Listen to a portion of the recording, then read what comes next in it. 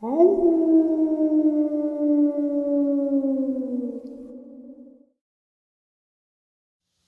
greetings and salutations, everyone. I hope everyone is doing well today. Today, I have one awesome interview to share with you. Before we get into it, a couple links. As you all know, I rely on Patreon, PayPal, and the merch to help the channel to continue to grow and go. Links to Patreon, PayPal, and channel membership is in the description below. The merch is displayed directly under the video. Also, Dogman Frightening Encounters Volume 1 through 3, the audiobook versions. They were written and researched by Tom Lyons, narrated and produced by me, Jeff Nadolny. Those audiobooks are available on Audible, Amazon, and iTunes, links to which are also in the description as well. And finally, last but definitely not least, if you'd really like to help support this channel to continue to grow and go, simply subscribe. It doesn't cost you a cent. Click that like button, takes half a second. If you don't want to miss out on any of the informative uploads I put out daily, click that bell icon, and folks, please leave a comment. Why? Well, because all these things, they really do help this channel to continue to grow and go, and folks, they definitely do matter. Now, everyone, I have taken far too much of your time. Let's jump into today's interview, shall we? All right, everyone. Tonight I have a subscriber with us who a couple of days ago shared his encounter with us. I narrated it. He and his girlfriend were at a park one night and he had a standoff with a dog man. His name is Bill, so everyone welcome Bill. Bill, how are you today? I'm doing fine, Jeff. How about you? I'm doing well. Thank you for taking some time out of your day to share this pretty much terrifying encounter with us. When I read it, I was blown away. I mean, you just didn't back down. It was pretty crazy. So, well, as you know, I don't direct the show, so I'm going to turn the floor over to you so you can share your encounter with me in your own words.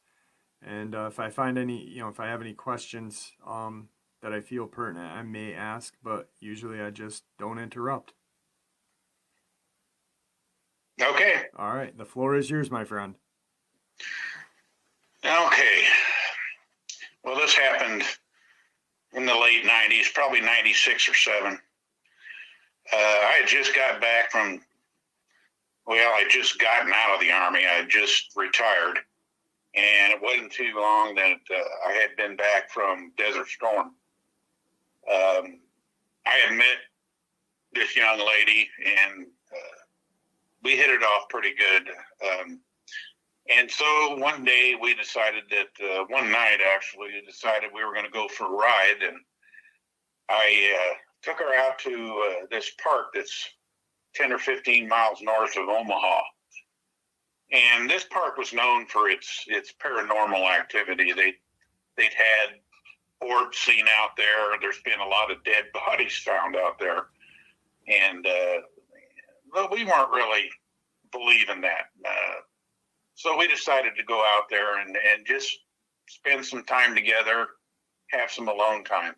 Well, we drove up to the park's overlook, or where you could see, for miles. It was a beautiful, beautiful sight. You could see out over the landscape and the Missouri River, and it was just beautiful. Well, while we were doing this, she told me that she had to tinkle. She had to go to the bathroom. Well, we're kind of out in the middle of nowhere. It's dark, it's probably 11 o'clock at night. There wasn't anybody around, so she was just going to open the door of the car and do her thing. So being the gentleman I am, I went around the other side of the car, turned my back to her, and was waiting. Well, after a few moments, I heard her kind of squeal a little bit. And so I grabbed my weaponry. It's something I didn't do without after coming back. I always had my 45 and either a Bowie knife or a machete. Well, that night I had the machete. So I grabbed them from the car and I came around the side of the car, and she was standing there and with this look on her face, like, she was scared to death. And I didn't know what was going on. So I turned around to see what she was looking at. And standing there about 25 feet away was this dog. I mean, I don't know how else to explain it. And it was standing on its back feet. And it was just standing there looking at us. And so I squared off between it and her and just looked back. Jeff, this damn thing smiled at me. I mean, it had this big toothy grin, and it was evil. Right. And it scared me. It scared me quite a bit, and it scared me more than I'd been scared even in combat. But with all the training that I'd had, I conquered my fear, I guess, and decided that if it's going to smile at me, I'm going to smile back. So I did the same thing. I smiled at it with the most evil grin that I could come up with. And I raised my 45, and I took that machete and I scraped it along the ground, and I took a step towards it. Well, the minute I took a step towards it, it barked and just bolted to my left. I mean, it just bolted. And the next thing I know, from the left or from the right of us, two more of these things came up out of the brush and took off with him. We had never seen those. We had no idea that they were there. Wow. We didn't hear them. We didn't see them, anything else. Well, needless to say, we got the hell out of there in a hurry. And like I said in your narration, I never saw that girl again, and it was a shame because I really liked her. Right. Here's an epilogue to that story. When you narrated that, she heard it, and she tracked me down on Facebook, and now we're talking again and supposed to go out for drinks Friday. So God is good, and thank you very much, Jeff, for that. Well, when you shared that with me, and you said, you were a little nervous and hesitant about coming on, and then you shared, that she had heard it and kind of said, I want you to share it. And I was blown away because, like I said to you, I got 18,000 subscribers. It's not like I've got 1 million people listening to me. And, that's a 1 out of 18,000 chance right there. And, the numbers are pretty good. And, definitely God was meant to, it was meant for you guys to meet up again, I guess. So, yeah. It's been 25 years. So it is absolutely amazing. So when you were face to face and this thing smiled at you, were you able to see any coloration to the eyes? Was there anything? The eyes were yellow.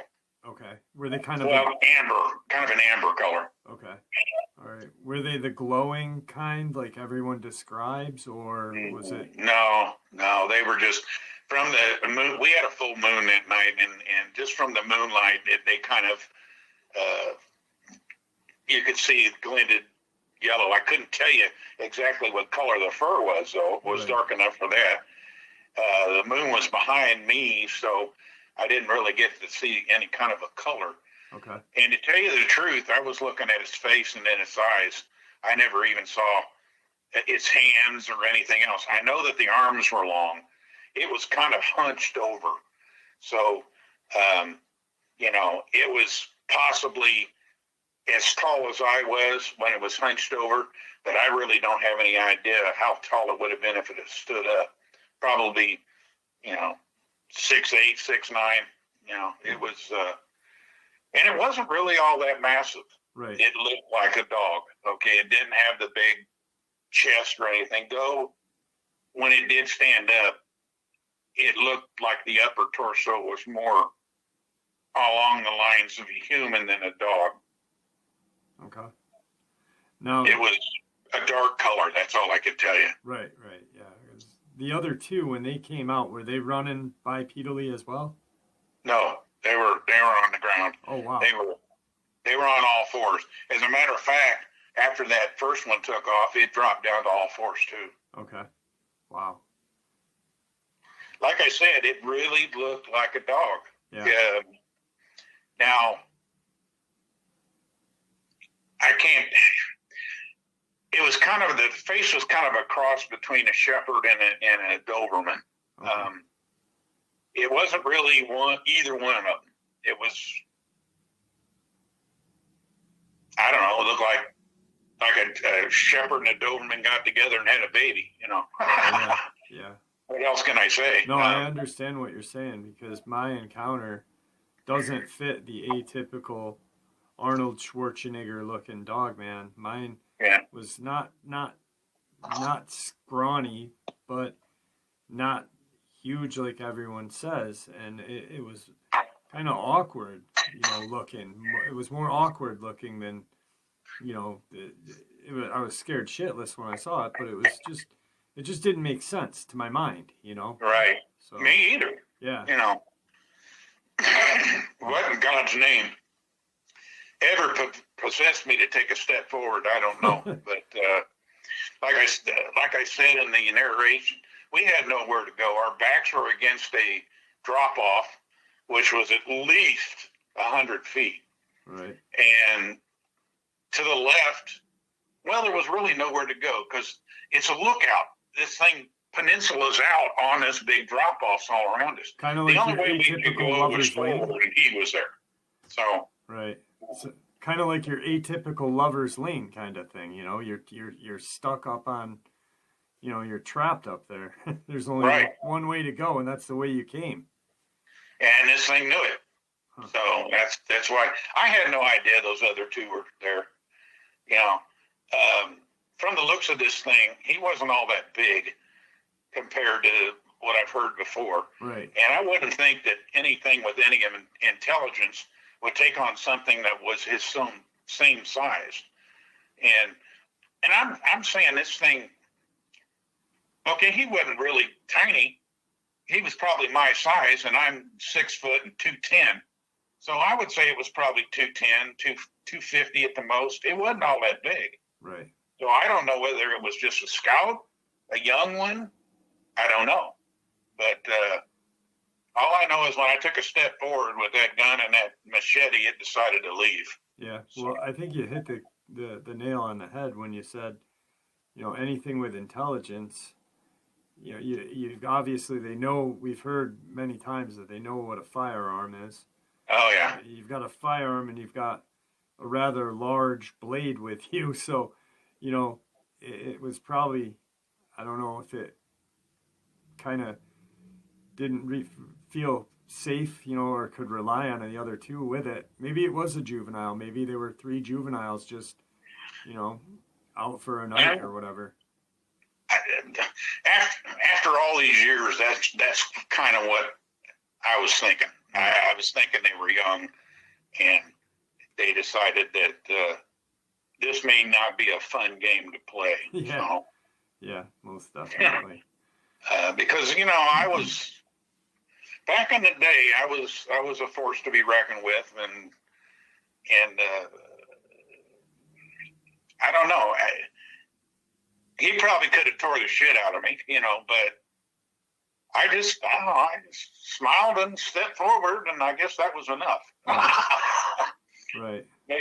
Maybe that sign of aggression on my part was enough to scare him off, because 3 of them, I couldn't have taken 3. No. I might have been able to take that one because he was my size with a gun and a machete, but there were 2 other ones that I didn't even know were there. Now that's what scared me the most, and the fright came after it all happened, when I realized there was 3 of these damn things there. Yeah, I can imagine. Now, when they ran, did they run right by you, the other 2? Yes. Did they turn and look at you or anything, or just? Nope. They just bolted. Wow. They bolted between me and the car, and she was at the front door of the car. So, and I was stepped forward. I was about 5 to 6 feet in front of the rear of the car. And they went between me and the car, right behind me. I mean, if I'd just taken a step back, they'd run straight into me. Huh. And they went right by me, following this guy. I could feel the wind when they went by. And I'm telling you what, when they say they're fast, believe it. Yeah. I can only imagine, what the girl was feeling, and then seeing, just like you. I mean, this thing, she's watching these two go right behind you. I can imagine what was going on in her head, like, well, is it going to grab grab you as they go by or what? I mean, that's I don't know. terrifying. We never really talked about it. Right. I got a feeling she just thought, this motherfucker is crazy. I need to get away from him. Yeah, no doubt. No doubt. I'm sorry for the language. No worries. So, like you shared, you had retired from the service. You actually had a Sasquatch encounter during your service years. Is there anything you'd willing to share with us? Yeah, sure. This happened back in September or October of 1970. I had just gotten out of advanced individual training and was assigned to a cavalry unit as a scout. I was the only one in a unit that had, actually had the cavalry scout MOS. So I was put in charge. Well, not in charge. I was made a squad of guys that were the scout team, even though I was the only one trained. Anyway, we were training heavily because we had been called up and were going to be deployed to Vietnam. So we were going through all that heavy training that goes on beforehand. And this happened in the deep, old forest of Fort Jackson, South Carolina. It was a very dark night. The canopy of the trees made it even blacker. There was a moon, but it didn't come through the canopy too well. Orders came down I was on the left side of the main body, my squad was, and orders came down for us to move ahead and scout ahead of the main body. So the six of us spread out, probably 25 yards apart, and we moved forward. We were trying to be as quiet as we could, but with the old growth, the leaves on the ground, the sticks and everything, it was a chore, but we managed to be pretty quiet. I got about 300 yards ahead, and I saw this big old tree sitting there, and this was a huge old oak tree, I think. And so I went up to the tree, and I got down in a prone position. Now, back then, the only thing we had for night vision was the old Starlight scopes. That was a Generation 1 night scope. Okay. And that's the only thing we could see through. And so I laid down on the ground and I scanned the area, and then I noticed something. There was no noise. I couldn't hear frogs, insects. The only thing I could hear was silence. And I thought that was a little strange, but, that usually tells you there's a predator around. So I thought we were onto something. I thought maybe the aggressor squad that we were going up against, which was a ranger trained reserve unit that did this for the Army. That's what their job was to be the aggressive force for training purposes. And I thought, well, okay, they must be close. So I went to get up. I put my hand down to push up, back up to my feet, and all hell broke loose. I had put my hand down on this booger's foot, and he screamed so loud that I couldn't hear for 10 minutes afterwards. Well, I stumbled back, firing my M16 up at it. Of course, now these were blanks, so nobody was getting hurt. And screaming for the rest of my squad to retreat. Well, with all the gunfire and everything, my company came charging my way, thinking I was in a gunfight, into a firefight. Well, once this thing saw that, it took off. And I'm telling you what, it destroyed everything in its path. You could literally see like a tunnel or a lane down the woods where he went right through it. I mean, trees, bushes, whatever was in its way just was destroyed. Well, about 20 minutes later, these 3 or 4 suburban type vehicles, they were all painted black, showed up, and about, I'd say 20 guys got out of these Suburbans, and they were all dressed in black fatigues. And they immediately took over the scene. I was taken into a medical tent and looked over from head to toe. They checked my hand where I touched it and everything else, took blood. I was in there for 2 hours. And they were grilling me the whole time about what I saw. Well, they did the same thing with the rest of my squad. And, all I could do is tell them what I saw, and pointed out this thing had hit its head on a branch as it was turning away of that same tree. And so I told them about that, and there were some of them that were measuring and taking footprints and doing all kinds of different stuff, scientifically type stuff out there. There was 6 men with heavy weapons that went after it, and then the rest of them were medical people and interrogators.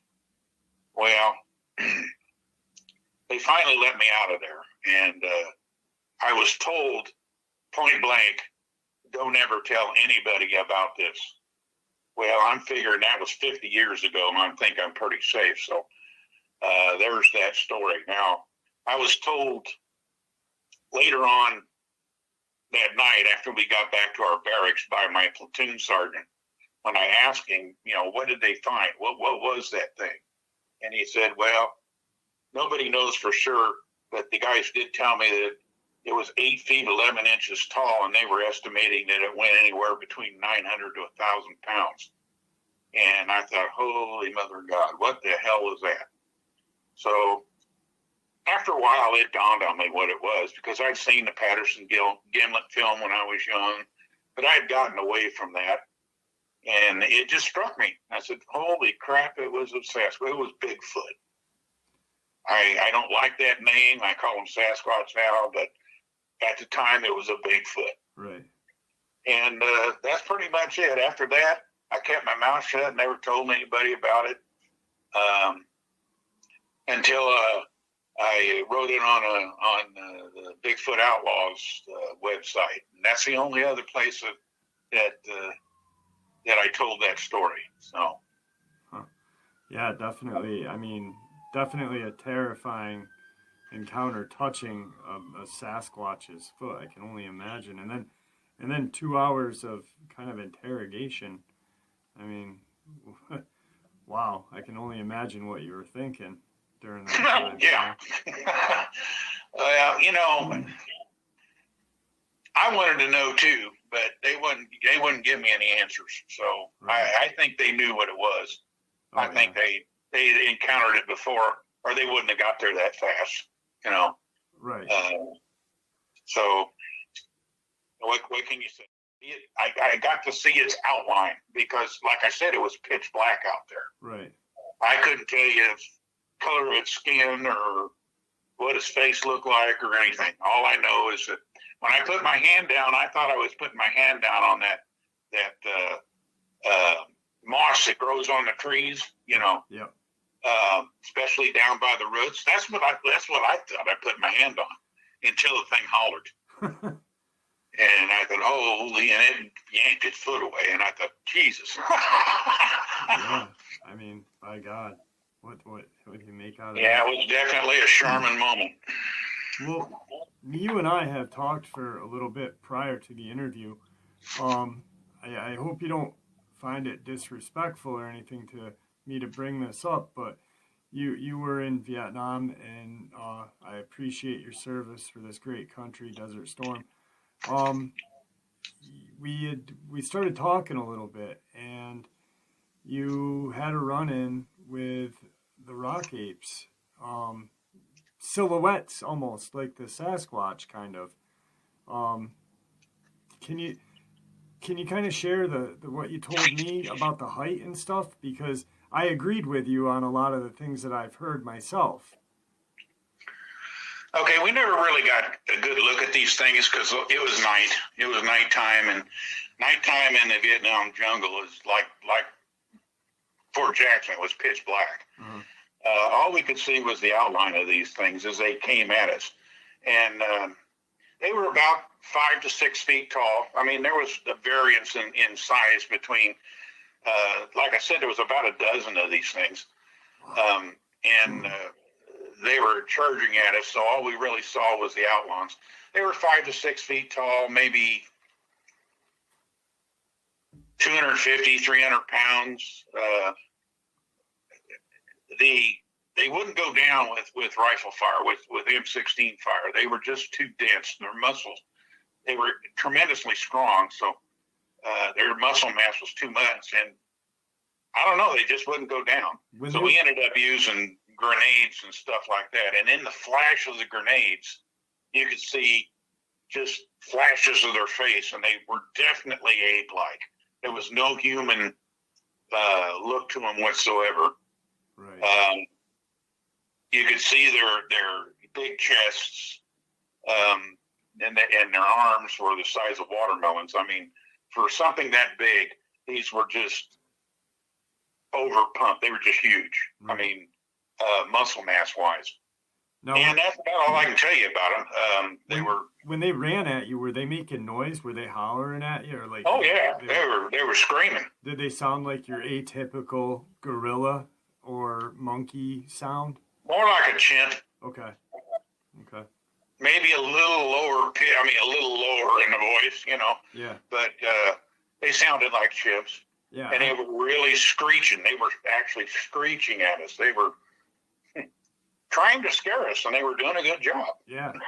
I mean, for me, when you and I were talking, you really did hit the head on the nail on the head by saying, you know, to me, you know, what you said was, to me, they just looked like monkeys or gorillas, you know. And I've heard a lot of conflicting stories where people say they're huge, or, you know, they were just like what you said, rock apes, you know. And that's what I've always assumed them to be, is, you know, a forgotten monkey or gorilla of the Vietnam jungle. I mean, right.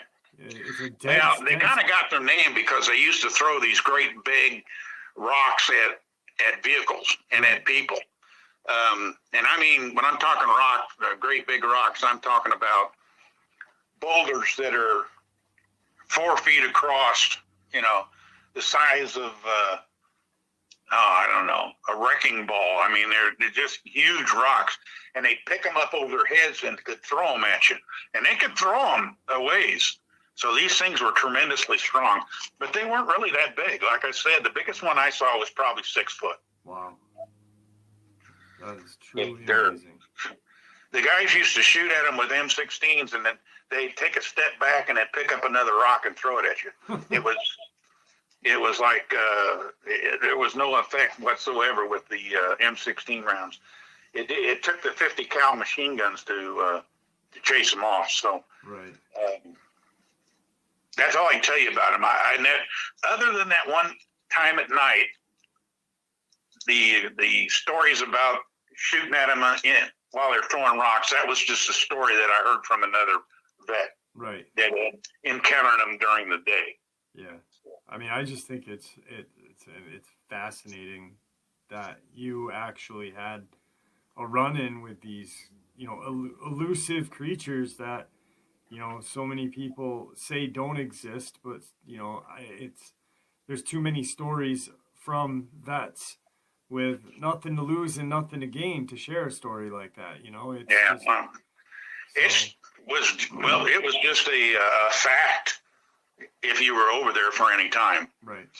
You know, it was like, there's Viet Cong. Yeah, there's Viet Cong. There's rock apes. Yeah, there's rock apes. There's Montagnards. Yeah, there's Montagnards. So, you know, it was just the fact of life over there at the time. Yeah. But there again, there wasn't that many encounters. Right. The reason it went around so much is because it was so strange. Yeah. You know, But you didn't really run into them that often. Definitely crazy. But yeah, so I really appreciate you coming on today. Like I said in the beginning, you really were kind of hesitant. But you know, I really thought it'd be great if you did share this, because it's such an amazing encounter that you had, and the description of your Dogman really fits mine. It doesn't. Mine wasn't that Arnold Schwarzenegger thing, but No. you definitely knew there was intelligence to them.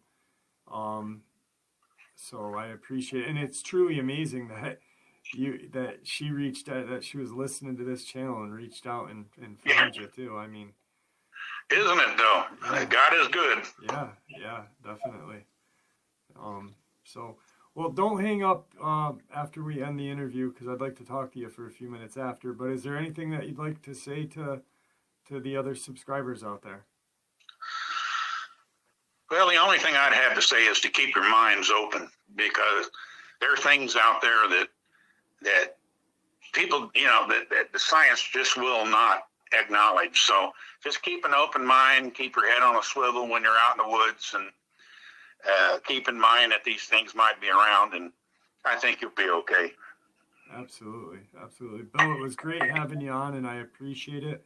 Thank you for your service to this great country, too. Well, thank you for your support, Jeff. Have a great day. You too, bud. Thanks. All right, guys, I hope you all enjoyed that interview as much as I enjoyed sharing it with you. What a friggin' nice guy. I had a blast talking with him.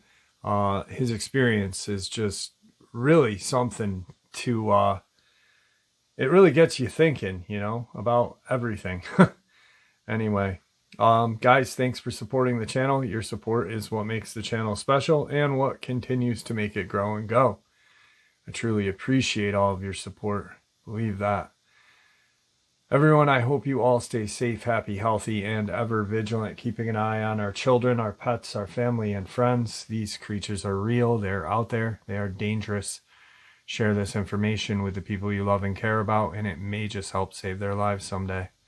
Until next time, never stop asking questions and never stop searching for answers.